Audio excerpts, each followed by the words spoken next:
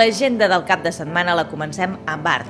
A la biblioteca fins al 7 de gener s'hi pot veure un dels darrers projectes de l'obra del pintor Jordi Isern. Porta per títol Com un vas buit. El dia 18 de desembre el Teatre de Lloret acull la representació de L'Efecte. Es tracta d'una comèdia sobre l'amor, la humanitat i la ciència a càrrec d'actors força coneguts com Nausica Bonin o Pep Ambrós. Serà a partir de les 9 del vespre. Pels més petits, l'últim dia del racó dels contes de la biblioteca ens ofereix per dissabte a 2:15 del matí Cuento de Navidad.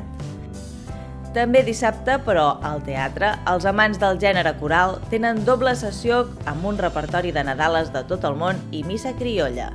Serà a les 8 del vespre amb la coral Unió Lloretenca i la coral multicultural de la Selva. El dia 20, nova sessió de cinema infantil amb el cicle Pack Màgic. En aquest cas, la pel·lícula porta per títol El bosc en perill i està recomanada a partir dels 5 anys. Serà a 5:45 de la tarda. Per altra banda, i també diumenge, a la sala de festes de l'Hotel Rosamar, tot un clàssic del Nadal, La Gran Quina. Serà a les 6 de la tarda. I parlant de clàssics nadalencs, un any més el Casal de l'Obrera ofereix la representació dels Pastorets a 2:15 de la tarda.